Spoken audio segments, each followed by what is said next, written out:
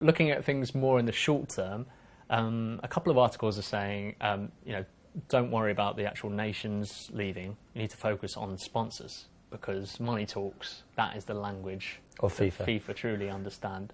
Is there some substance in that? Do you think there's some truth in that? I think so. I think if some big sponsors did pull out, obviously it would affect the revenue that the World Cup can can generate.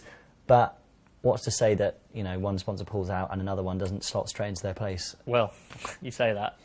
The Emirates, fair play to them. They've ended their sponsorship with FIFA and gone on the record saying that we're hugely concerned with the sponsorship, with the transparency of FIFA, and have left.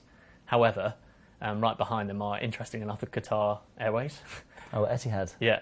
No, good. Oh, Is Qatar that what Airways. they're called? Okay. Possibly. Well, I know Etihad are based in Qatar as well, but it could be a different airline. I think it's Qatar either Airways. way. But yeah, so just plug that gap. I think we were saying sort of off air, that's the problem. You get one big sponsor leaving, but there's plenty more that can line up when you're having a tournament which involves potentially 2 billion people being exposed to it. It does make you cynical that sponsors... You need a lot of them to pull out for it to really make a difference. But also the same way that if, say, there was a UEFA boycott or something, you'd need a lot of teams to pull out to the extent where it would significantly affect viewing figures. And if there was a World Cup without Spain, Netherlands, England, France maybe, then maybe that would have a knock-on effect on it not being as appealing to sponsors, and the whole thing would be sort of self-sustaining. But again, you need a lot of countries or a lot of sponsors to all sort of be, doing the same thing.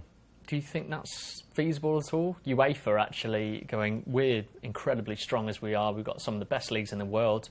We've got the Champions League. We are strong enough now to just detach ourselves from FIFA, a bit like the Starship Enterprise, when the disc leaves. No, it's absolutely infeasible that UEFA will leave wholesale. I think much more likely is that initially smaller, disenfranchised nations that feel they're being walked over by FIFA will slowly start to drop off, and not necessarily leave entirely, but look for ways that they can play competitions outside of the FIFA umbrella, which is something that FIFA have said is not allowed, but legally speaking, countries are completely entitled to compete in non-FIFA competitions. I think you'll see it more and more, that the smaller nations who feel they're not getting a voice can drop out and play games elsewhere, and I think that's what you'll see more of a trend for. Cool.